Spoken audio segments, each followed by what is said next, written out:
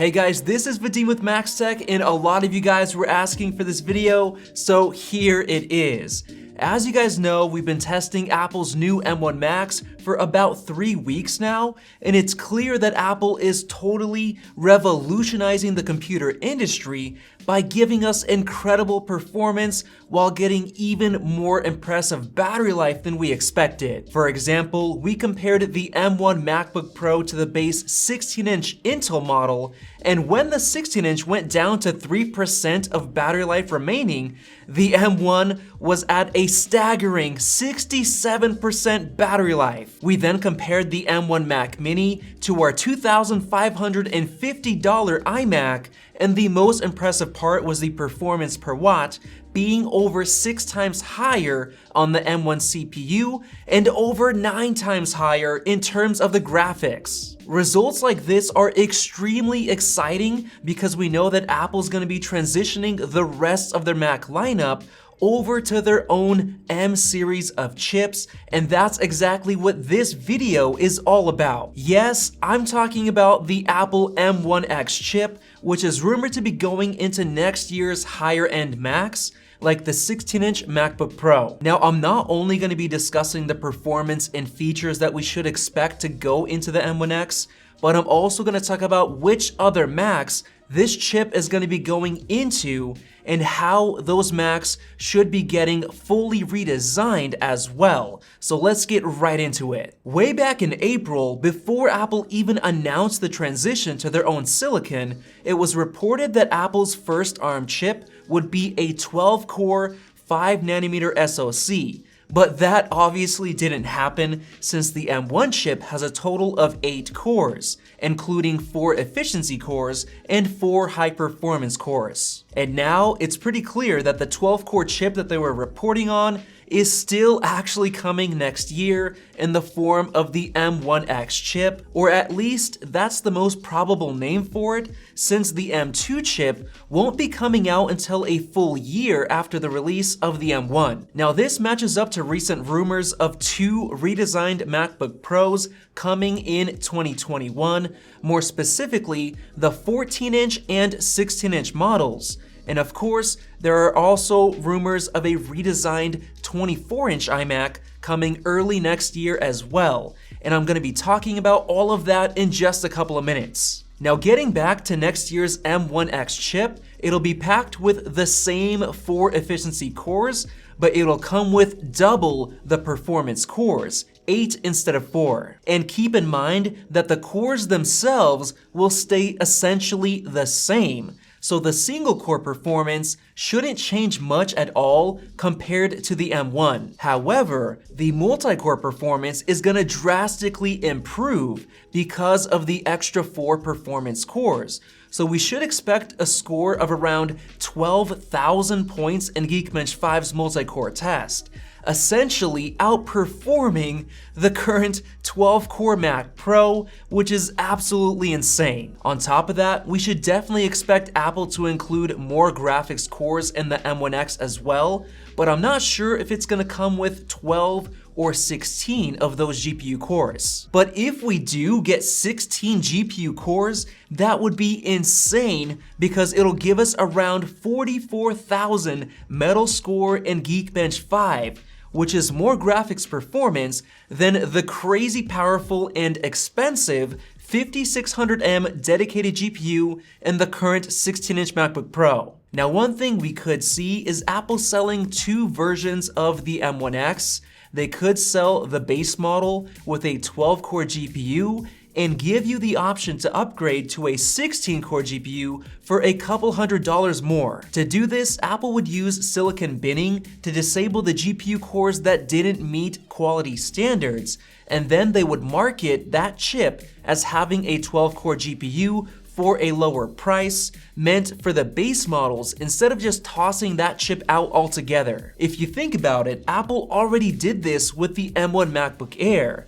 The base model comes with a silicon-binned 7-core GPU, and you have the option to upgrade to an 8-core. So Apple could be doing this again with the M1X. Now, as far as the features, I fully expect the M1X to support 4 Thunderbolt ports, just like we currently have on the higher-end 13-inch and 16-inch MacBook Pro models, compared to the M1 chip, which seems to be bandwidth limited, only supporting 2 of those ports. That reason alone is why Apple kept selling the high-end Intel 13-inch MacBook Pro as well as the Intel Mac Mini, instead of moving everything over to Apple Silicon. The answer to that is, of course, the M1X chip, which will support 4 ports, and it will support 10 gigabit Ethernet on the Mac Mini if and when Apple chooses to add the M1X chip as an upgrade for the Mac Mini. I also believe that the M1X will come with 16 gigs of RAM at the base price,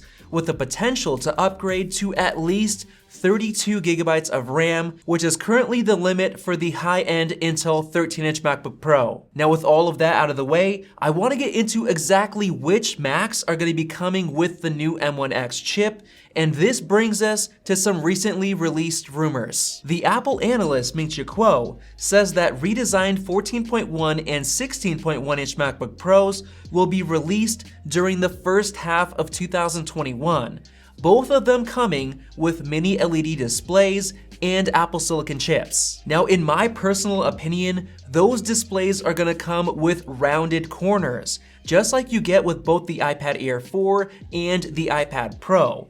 And I know this because the windows on macOS Big Sur are now rounded much more than they were before. On top of that, these mini LED displays will be much thinner than previous displays, which will allow Apple to finally upgrade the webcam to a 1080p sensor. Now, other than that, I don't really know what else to expect from these redesigned MacBooks, except potentially an even thinner chassis due to the space savings from switching to Apple Silicon. Now, as far as the prices, I expect the new 14-inch MacBook Pro to stick to the same $1,800 base price, as well as the same $2,400 for the new 16-inch MacBook Pro. Now, there's only one doubt that I have.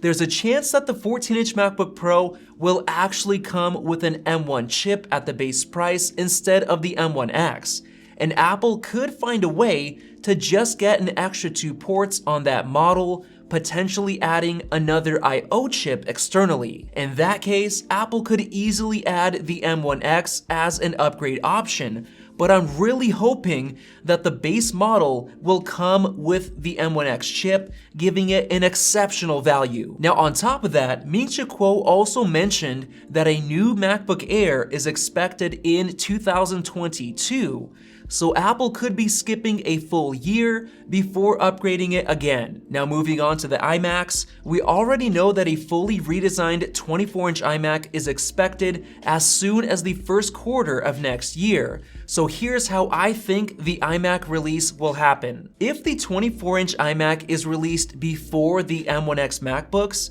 then I fully expect that Mac to simply come with the regular M1 chip, since the starting price of the current 21.5-inch iMac is only $1,100, which is perfect for the M1. Now, if Apple decides to release this new 24-inch iMac at the same time or after the MacBooks, then we should expect it to get the M1 chip at the base price, with an added upgrade option to get the M1X with 16 gigs of RAM and a 512 gig SSD. But on the other hand, Apple could be saving the M1X for the 27-inch iMac replacement, which could come with a larger display size between 30 and 32 inches, and according to China Times, that larger iMac should be launching in the second half of next year, but with a major twist. Apple is working on a custom dedicated GPU for that iMac, which is going to greatly boost the graphics performance, and it's going to be our first taste of an Apple Silicon dedicated graphics chip,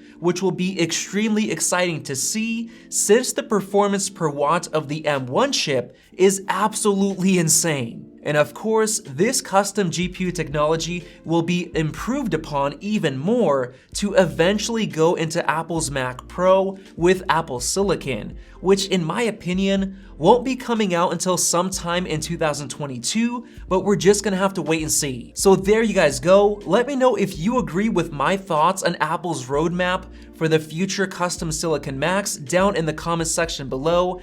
And if you agree with my estimates for the M1X's performance, click that circle above to subscribe, and definitely check out those M1 Mac videos right over there. Thanks for watching, and we'll see you in the next video.